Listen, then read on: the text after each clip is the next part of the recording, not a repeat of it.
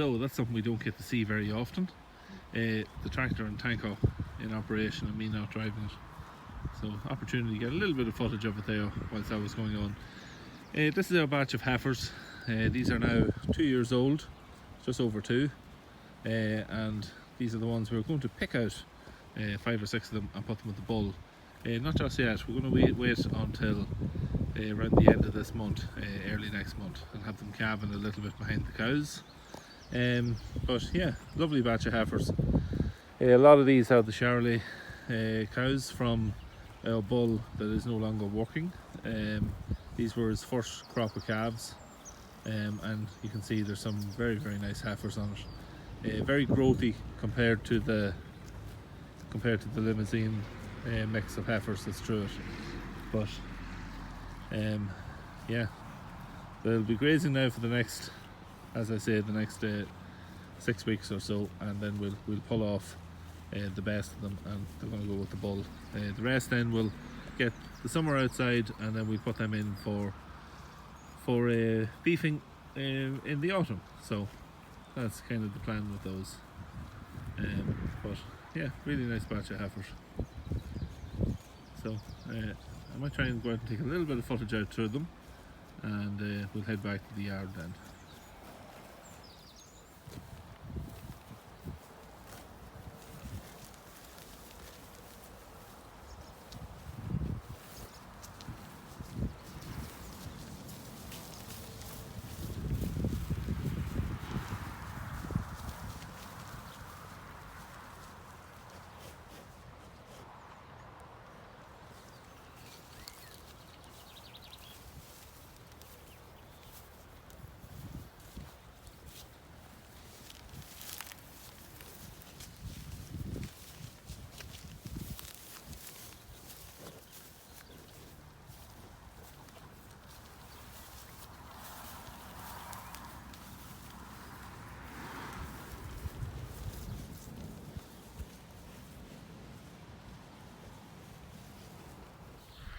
So we're back in the yard after being down checking the heifers and progress on the slurry and how that was getting on. So you might notice we've kind of washed the yard, which it wasn't too bad, but all along here always catches a lot of stuff over the winter.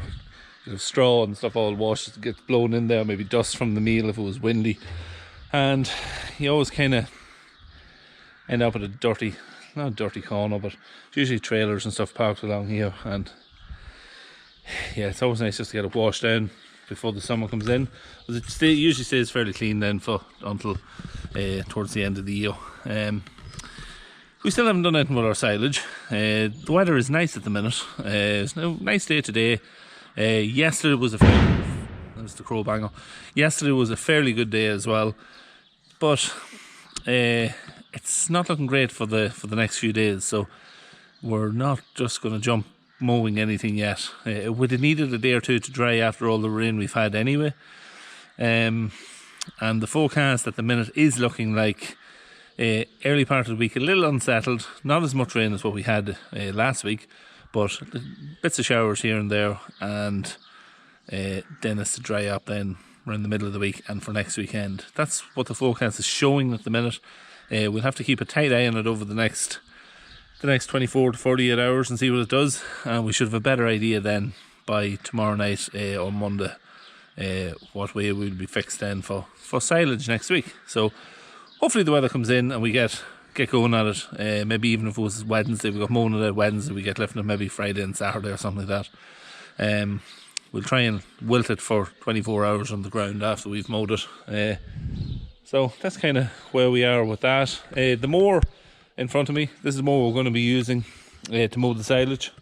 This one, and we're going to also maybe get a lend of our neighbour's John Deere 1065 with the grouper. So yeah, we'll group some of the rows around the headlands anyway. Maybe even, depending on the crops, we might even group some of the fields, and it'll speed the job up a little bit when we're lifting.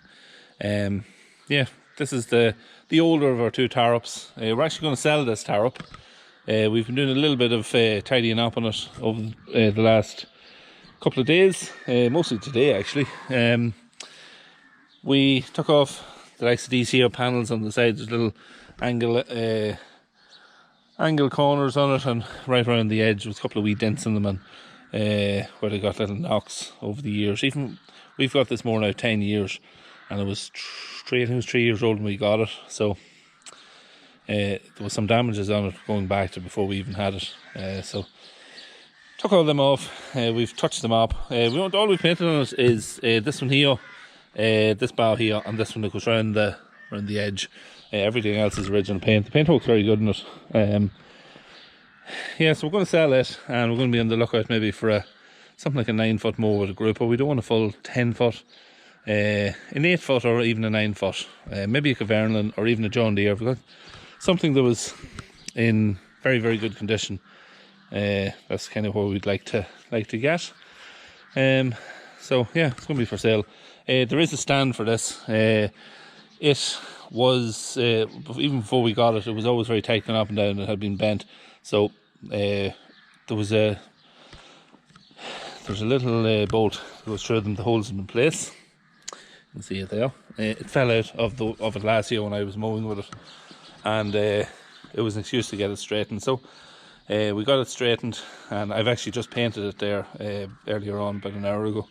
So it's not dry yet. That's why it's not back in the mower. So what else have we to do? Very little now left to do it. We changed it, put new blades in it, so it's all greased. It's ready to go.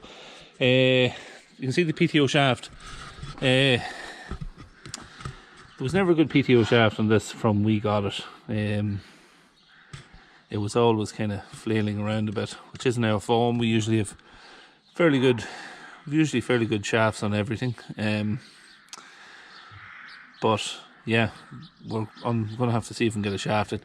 Last year when we were using it, just when it ribbons on us just fell apart. So we're going to have to try and pick up a shaft early, a cover for the shaft early in the week, and we'll stick it on because we always think of safety first. So yeah, that's really it.